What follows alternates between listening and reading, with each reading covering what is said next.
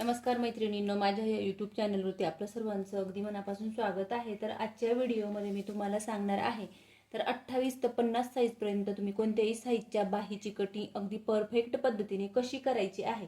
तर बाहीचा हा तुम्हाला कमी जास्तचा प्रॉब्लेम अजिबातच होणार नाही।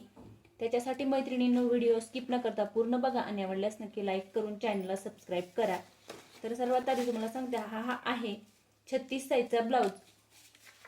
तर बाही आपण एकदम परफेक्ट कटिंग केली, परंतु बाही जोडत असताना पुढच्या साईडला मागच्या साईडला कमी पडते जास्त। तर बाही केव्हाही पुढच्या साईडलाच कमी पडते। तर मी हा सुद्धा प्रॉब्लेम तुम्हाला क्लिअर करणार आहे।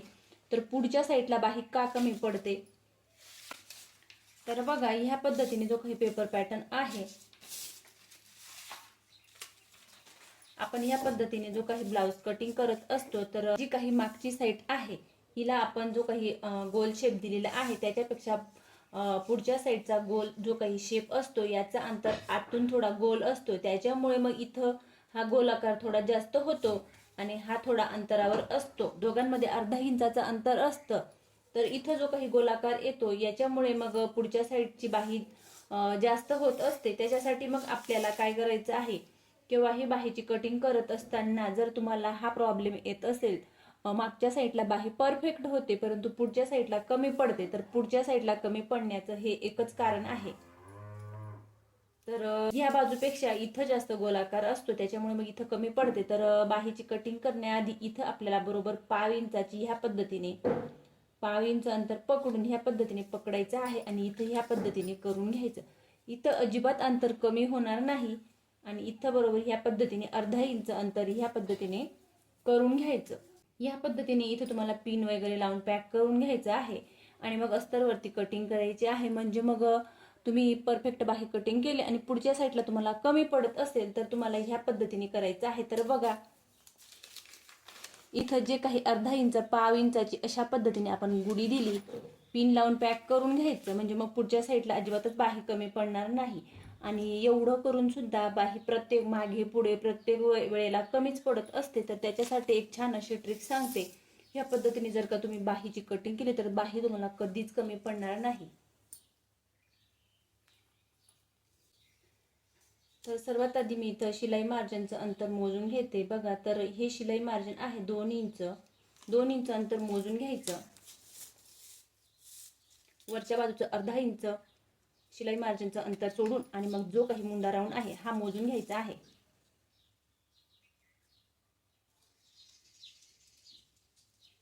तर 7.5 इंच हा मुंडा राऊंड आहे।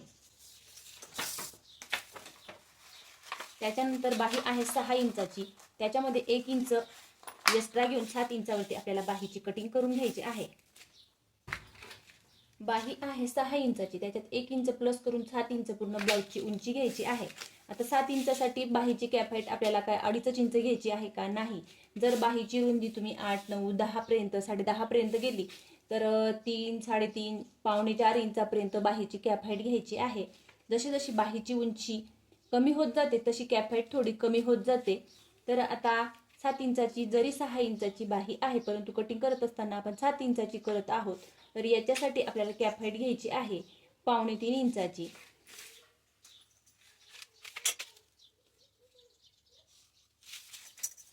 त्याच्यानंतर आपला इथं बघू शकतात वरच्या बाजूचं अर्धा इंच शिलाई मार्जिन सोडून हा जो काही मुंडा आहे तो आहे 7.5 इंच। या पद्धतीने इंची टेप ठेवून 7.5 इंचावरती आपल्याला खून करून घ्यायची आणि त्याच्या पुढे बघू शकता 2 इंच शिलाई मार्जिन। त्याच्यानंतर तुमचा जो काही दंडघेर आहे तो टाकून घ्यायचा आहे। तर माझा इथं दंडघेर आहे पावणे 6 इंच आणि त्याच्या पुढे 2 इंच किंवा मग 1.5 इंच शिलाई मार्जिन।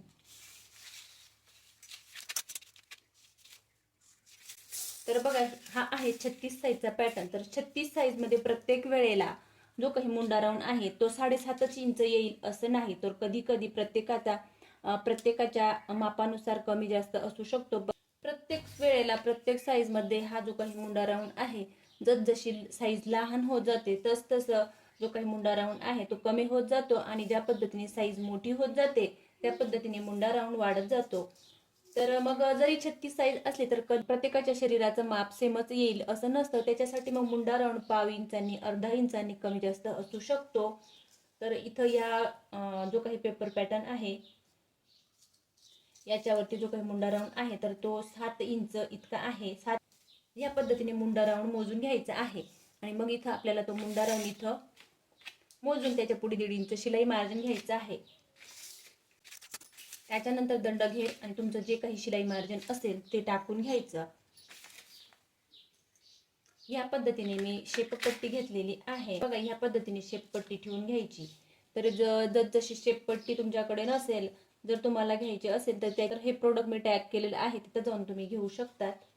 तर बघा या पद्धतीने बरोबर ऍडजस्ट करून घ्यायचं आहे. जर समजा चुकत असेल तर मागे पुढे सरकावून हे बरोबर चेक करायचं. आता 36 साईज आहे, मग हे अंतर आपल्याला 1.5 इंचापर्यंत किंवा 1.25 इंचापर्यंत ठेवायचं आहे आणि तिथून मग या पद्धतीने ही शेपपट्टी बरोबर ठेवून आणि बाहीचा शेप देऊन घ्यायचा. तर बघा इथं खालच्या बाजूला थोडं 1/2 इंच इतकं एक्स्ट्रा अशा पद्धतीने आपल्याला शेप देऊन घ्यायचा. त्याच्यानंतर हा झाला मागचा शेप. मग पुढचा शेप द्यायचा आहे तर तो कसा द्यायचा. जी काही ही शेपपट्टी आपण अशा पद्धतीने ठेवून घेतली ती पुन्हा मग पुढच्या बाजूला थोडी ह्या पद्धतीने आपल्याला सरकावून घ्यायची आणि लगेच पुढच्या बाजूचा बाहीचा शेप आपल्याला देऊन घ्यायचा. तर बघा अगदी परफेक्ट असा इथे बाहीचा शेप इथं तयार करून घेतला. या पद्धतीने बाही कटिंग करून घ्यायची नाही, आपल्याला लगेचच ती चेक करून घ्यायची आहे, कमी होते की बरोबर येते.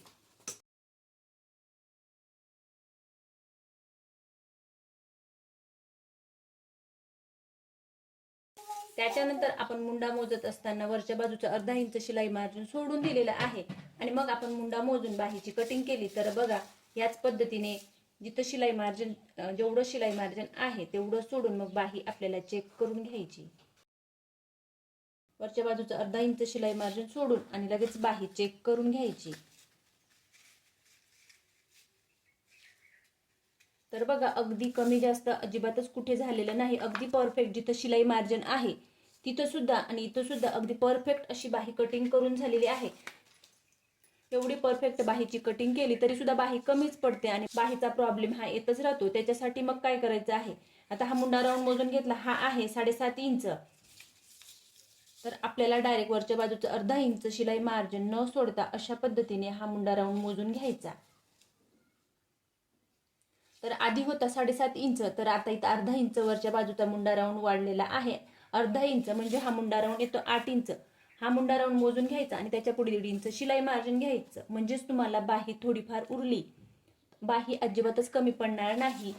ह्या पद्धतीने बाहीची कटिंग करून घ्यायची आहे. जर तुम्ही नवीन शिकत असाल तर बाही कट करत असताना वरच्या बाजूचं अर्धा इंच शिलाई मार्जिन तुम्हाला मुंडा राऊंड मोजत असताना पकडायचा आहे. म्हणजेच तुम्हाला बाही कट करण्याचा प्रॉब्लेम अजिबातच येणार नाही. परंतु मी इथं अर्धा इंच वरच्या बाजूचं शिलाई मार्जिन सोडून आणि बाही कट करून घेतली तर मला अजिबातच कुठे कमी जास्त अजिबात झालेली नाही. अगदी परफेक्ट अशी आलेली आहे. तर मैत्रिणींनो, ह्या पद्धतीने तुम्ही सुद्धा बाही एकदा नक्की कट करून बघा. व्हिडिओ आवडल्यास लाईक करा, शेअर करा आणि चॅनलवरती नवीन असले चॅनलला सबस्क्राईब करून जवळच असलेल्या बेल आयकॉनला प्रेस करा. म्हणजेच माझ्या अशा येणाऱ्या नवनवीन व्हिडिओची अपडेट तुम्हाला येत राहील. तर हा आहे 36 साईजचा ब्लाऊज. त्याच्या 7 इंचाच्या बाहीची कटिंग करून घेतलेली आहे आणि ते सुद्धा तुम्हाला समजेल अशा सोप्या भाषेत समजावून सांगितलेलं आहे.